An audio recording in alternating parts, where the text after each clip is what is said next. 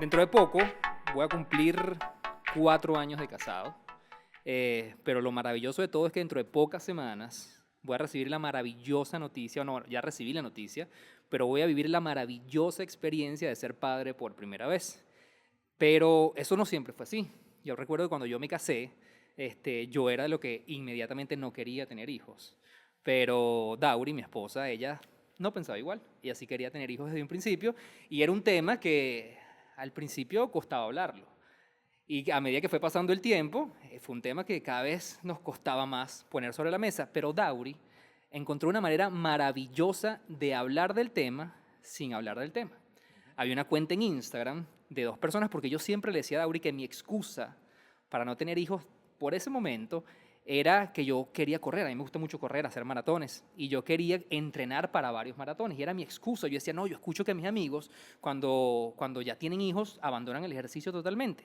Y ella en ese momento lo que comenzó a hacer es que consiguió una cuenta en Instagram de 2 personas que entrenaban con sus hijos recién nacidos. Y ella lo que hacía era que todas las mañanas hacía esta maravillosa acción de taguearme en los contenidos de estas personas. Y básicamente lo que me decía era, sí se puede, sin hablar del tema. Mi nombre es Juan Carlos Martínez, @JuanSofá, y hoy vamos a estar hablando un poquito de por qué la gente comparte contenidos y qué hace que muchos de esos contenidos sean totalmente irresistibles. Y hoy me acompaña Luis Carlos Snacks, que a veces, bueno, ve su puesto ocupado por otra persona que dice ser experto en mercadeo, pero bueno, uno deja que los muchachos crezcan. Hoy el pana John Snacks está de vacaciones, así que quisimos traernos a este demente, a este pana Luis Carlos, una persona que admiramos muchísimo en el mundo de los ecosistemas digitales. Y hoy, bueno, ¿qué mejor persona para estar discutiendo con él de por qué la gente comparte contenidos? Luis, tu visión. Yo pensé que la duda era por qué la gente huye de tener hijos y corre, pero bueno, ya, felicidades. Ya es otro tema. Enhorabuena. Hay algo que me encanta y es que en redes nos convertimos en una suerte de comunidad, como una tribu. Y alrededor de las tribus, pues lo que hay es cultura común, es una comunicación, y esa cultura está dada por qué cosas compartimos. Entonces yo creo que el asunto de poner cosas a la vista de todos nos hace tener lenguajes comunes y de ahí nace entonces que repliquemos maneras de actuar, maneras de ser, maneras de usar signos, de usar las manos, de usar palabras. Y entonces lo que estamos haciendo en redes es como lo mismo pero extendido y con capacidad de que haya métricas.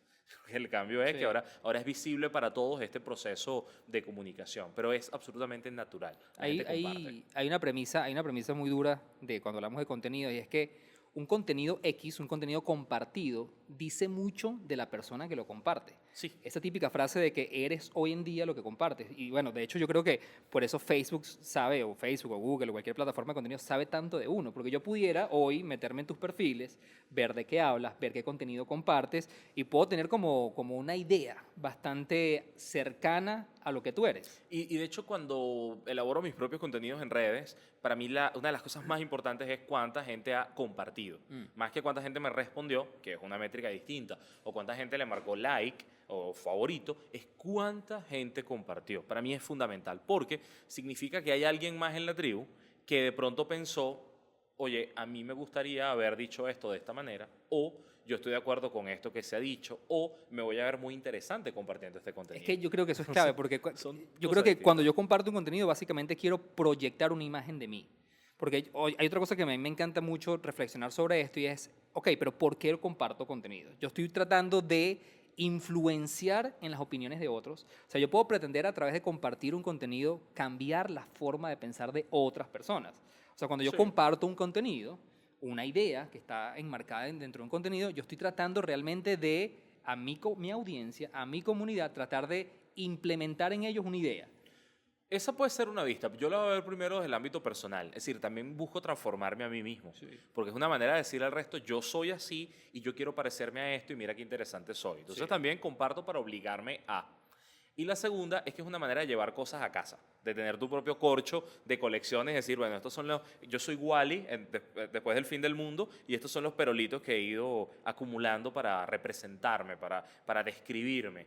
Entonces yo arrancaría por ahí. Y la segunda, evidentemente, social, bueno, quiero quedar bien con el resto, Sí. o quiero ser coherente, o quiero impactar en esta comunidad porque O le quiero voy a... aparentar. También, Pasa también. muchísimo. Es que o sea, no podemos describir el fenómeno de compartir desde un solo punto de vista. Es así. Hay muchos disparadores que hacen que la gente haga clic. Y eso es lo que queremos profundizar hoy. Pero vamos a darle entonces forma, lo íbamos a decir, le podemos dar forma, no pretendemos ser la guía de cómo hacer contenidos compartibles, pero 10 cosas que debes hacer para que tu contenido se comparta. Pero sí hay ciertos catalizadores, sí hay ciertos ingredientes que uno puede tomar en cuenta a la hora de crear contenido que está demostrado que funciona. Sí. El primero, y es donde yo, por ejemplo, yo personalmente te coloco a ti, y es ese contenido, quien no conoce a Luis Carlos en sus plataformas digitales comparte muchísimos contenidos políticos, pero también contenidos asociados a la tecnología.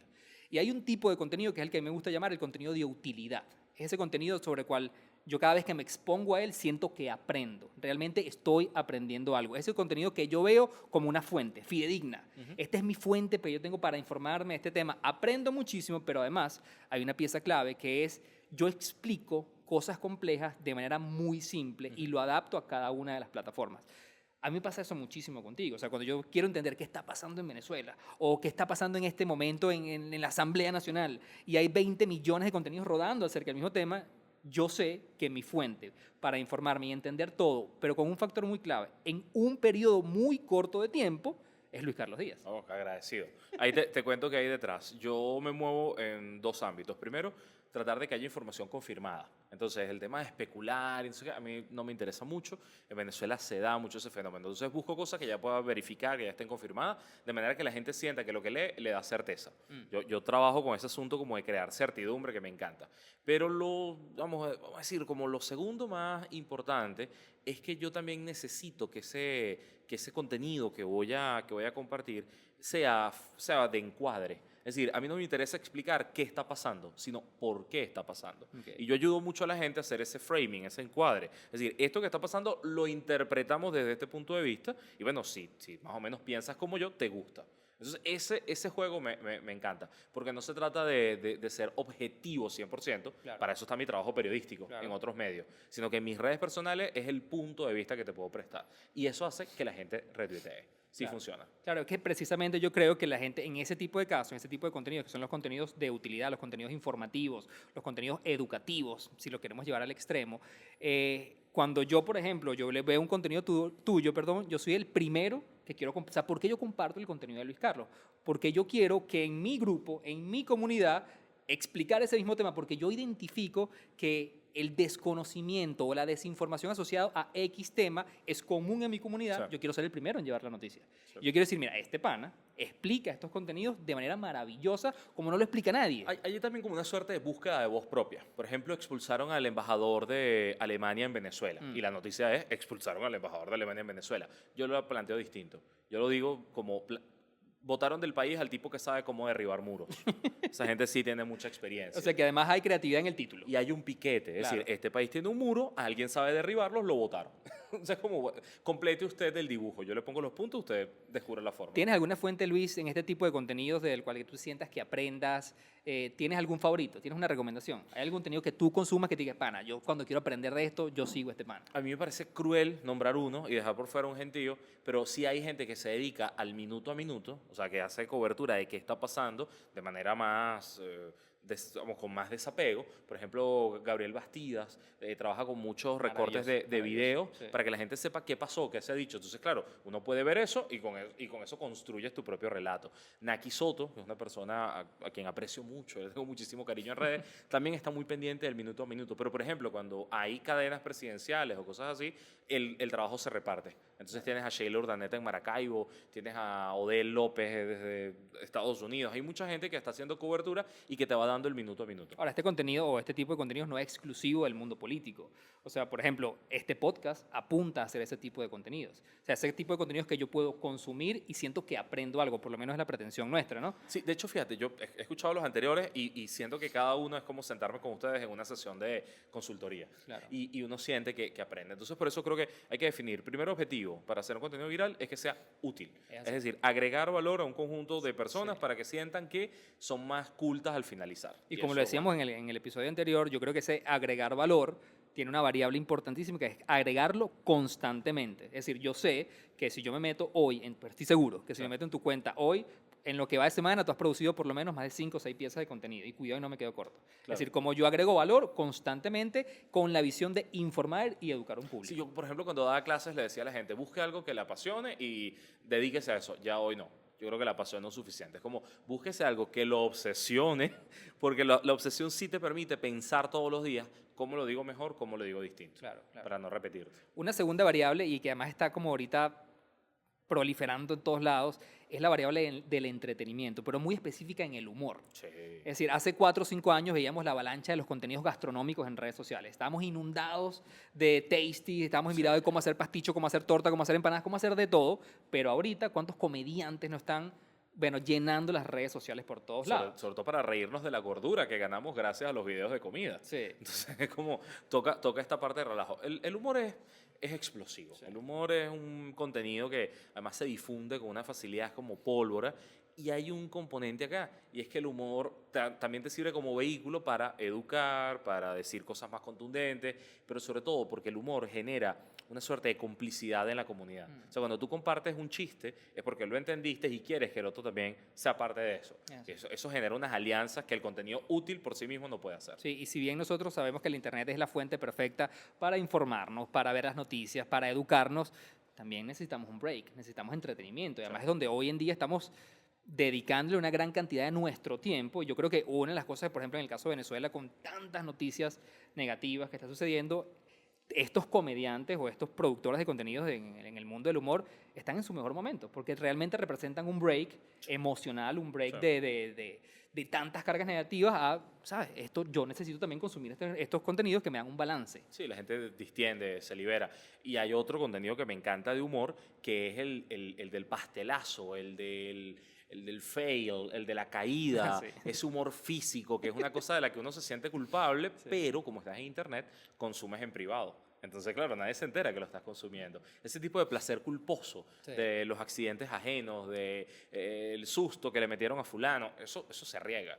Y es súper. Una de las buenísimo. cosas que desde mi punto de vista ayuda a que estos contenidos de entretenimiento sean realmente compartibles es que de la manera en que el cerebro nuestro está compuesto, cómo funciona, es que cuando, y haz tu ejemplo para que tú veas, cuando tú te enteras o te expones a un contenido que realmente te entretiene, te trae una buena noticia, te hace reír, te saca una carcajada, te relaja, inmediatamente el cerebro hace el ejercicio de, ok, yo consumo este contenido, ¿con quién lo quiero compartir? Ujú. Inmediatamente le pone una fotografía con quien yo quiero compartir este momento que tú acabas de vivir, con quien quiero que otra persona lo viva. Es decir, Tal cual. una de las variables que realmente garantiza y que le garantiza el éxito a los contenidos de entretenimiento, específicamente del humor, es que cuando yo recibo esa noticia positiva, inmediatamente ya tengo la foto de cuál es la persona con la cual se lo quiero compartir. Es decir, ya está garantizado el efecto de compartir. Es un gran acto de amor. Sí. Yo quiero compartir esta risa contigo. Y además, recuerda que el amor tiene muchas cosas. Tú estás cumpliendo 4 años de casado, yo voy por 10 ya. Sí. O sea, puedo hablar desde la experiencia.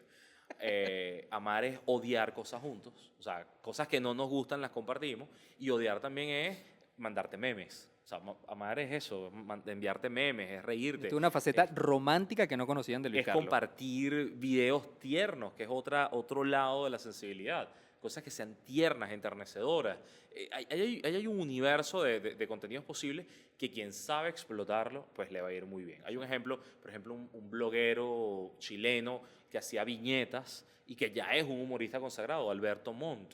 Alberto Montt empezó con dosis diarias y ya tiene libros, franelas, tiene materiales, o sea, es increíble cómo ha crecido. Y así como él, mucha gente.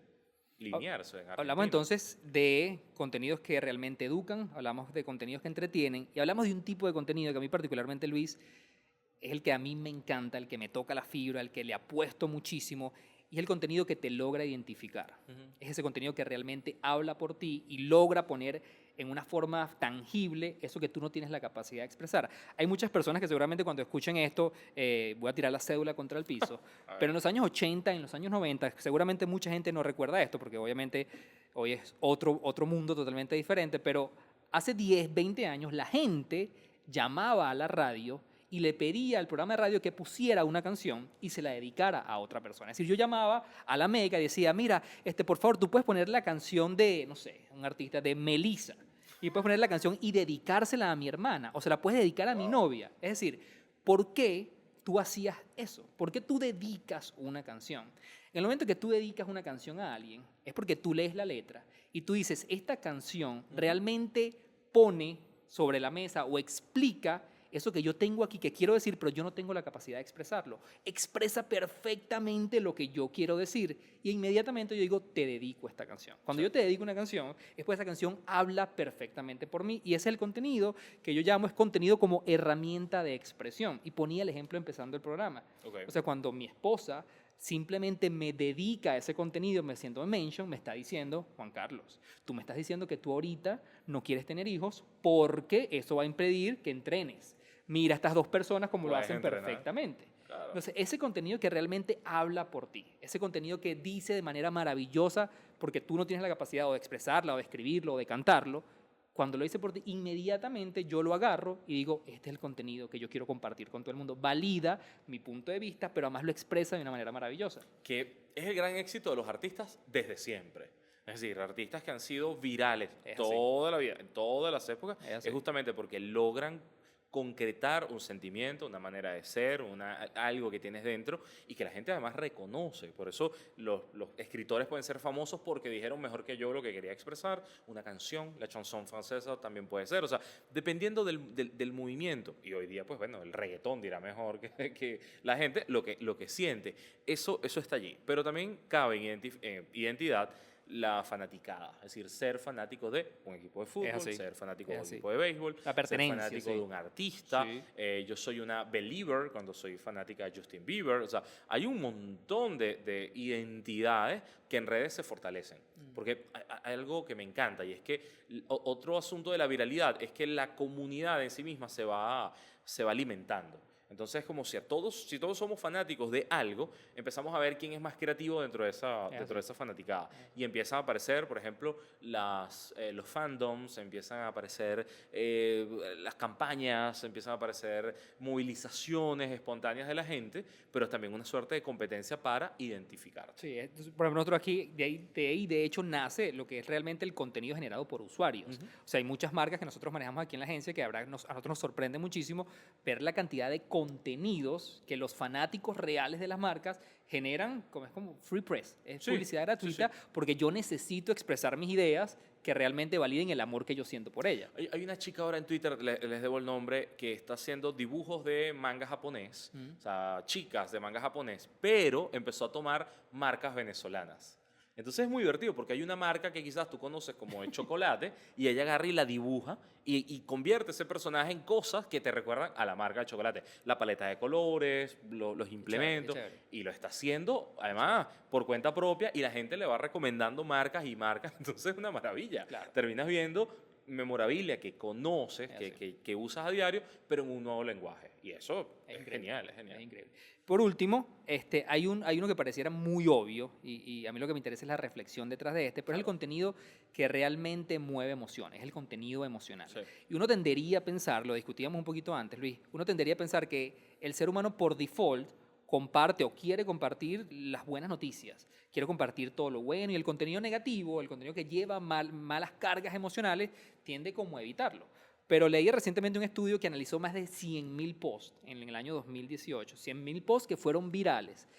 Y el hallazgo que encontraron es que de esos 100.000 posts, más del 70% eran contenidos que tenían una alta carga emocional, pero negativa.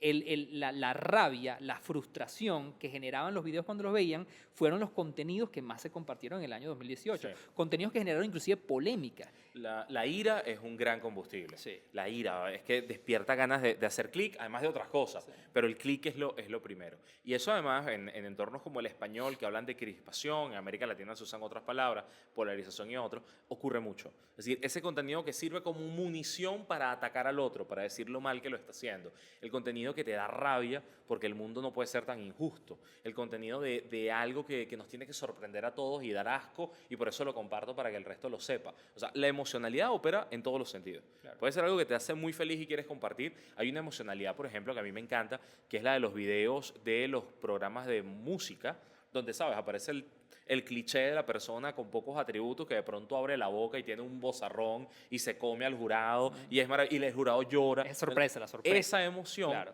es viral también. Claro. La misma emoción, por ejemplo, de los videos de gente que regresa.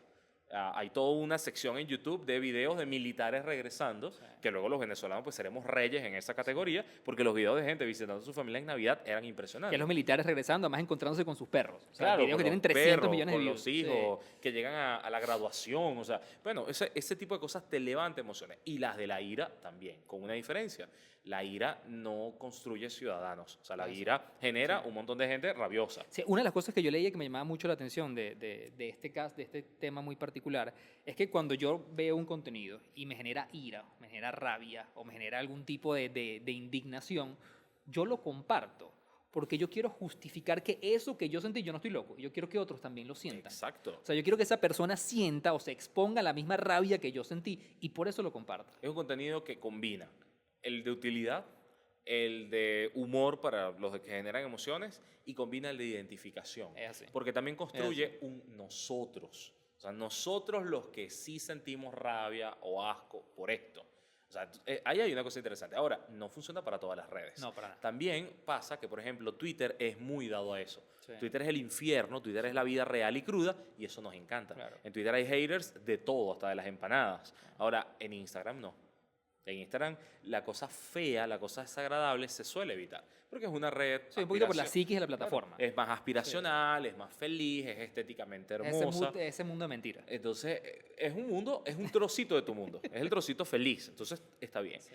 Vamos a ver mucho más esos contenidos en Twitter y en Facebook. Es donde corre mucho. Pero cuando lo llevas también a la perspectiva de marketing, Luis, hay marcas que realmente han sabido utilizar este tipo de emociones controversiales para garantizar el éxito de sus mensajes, como Netflix. Sí, sí, O sea, sí. Netflix está caracterizado por todo lo que yo haga, tiene que generar en un público cierta indignación. De ahí su famosa valla de Pablo Escobar cuando estuvieron patrocinando la serie de Narcos, Sí. que pusieron aquella valla de Blanca Navidad, donde todo el mundo le cayó encima de cómo te ibas a patrocinar eso. Es decir, ese contenido que me generó cierta indignación fue lo que hizo que todo el mundo hablara de esa serie en ese momento. Sí, o la publicidad de Nike también, que explota el tema de género para Sí. discutir, bueno, una agenda que sigue pendiente. Ese asunto de la rabia también necesita unos maestros de la narrativa 100%. que te protejan 100%. mucho y que se entienda, y una comunidad que se la juegue contigo. Pero yo creo que estamos en el mejor momento posible para eso. Sí. O sea, en el momento de probar cosas nuevas, de buscar publicidad y mercadeo distinto a cómprame, llévame, soy mejor, aquí así. estoy. O sea, esto es otra cosa. Y yo creo que además Esto lo es otra interesante de estas reflexiones es que nada de esto es único, es decir, bueno, no es que yo voy a hacer contenido educativo o voy a hacer contenido de entretenimiento o voy a hacer contenido que mueve emociones, es como yo combino y entiendo realmente esos verdaderos disparadores, Sí. esos catalizadores para garantizar o para menos buscar de que mis contenidos puedan ser de alguna manera irresistibles a la hora de ser compartidos. Pero a mí hay un tema, Luis, para ir cerrando, que me llama mucho la atención, y es que yo en estos días leí algo y te confieso que lo aprendí hace poco, es que hay un principio que es el principio de la distribución, no sé si lo conocías, que es el principio de Pareto. Pareto es un italiano que hace tiempo descubrió que el 80% de las tierras italianas, los dueños de esas tierras provenían del 20% de la población. Sí. Y luego este principio de la distribución aplica muchísimas cosas. Cuando tú ves el 80% de los ingresos del mundo vienen del 20% de las personas.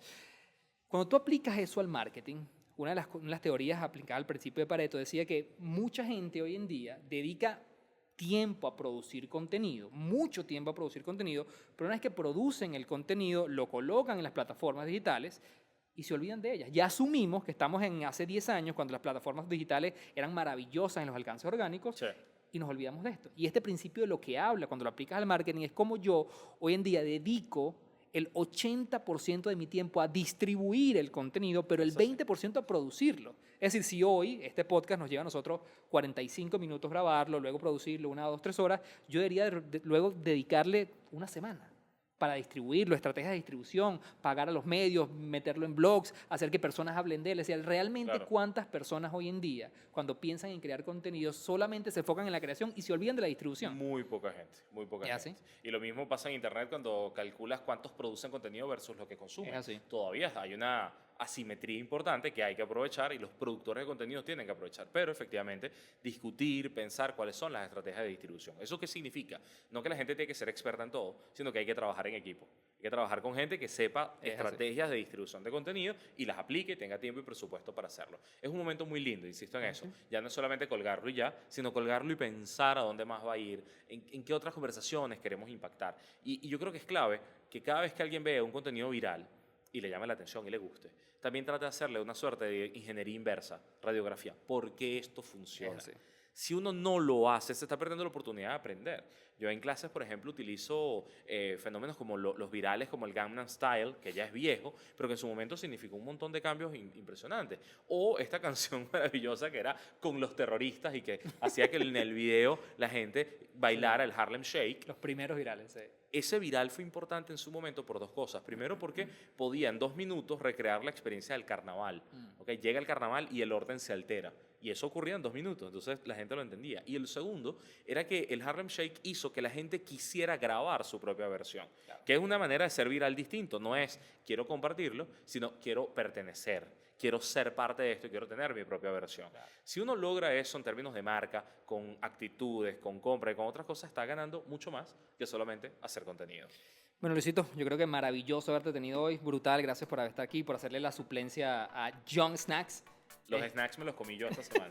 Y los patichos. Entonces ya próximamente John estará en los próximos episodios. Mi nombre es Juan Carlos Martínez, @JuanSofá en todas las redes. @Luis Carlos en Twitter y me pueden conseguir en cualquier parte, pero en este momento la más importante es patreon.com/Luis Carlos Díaz. Llévatelo, papá.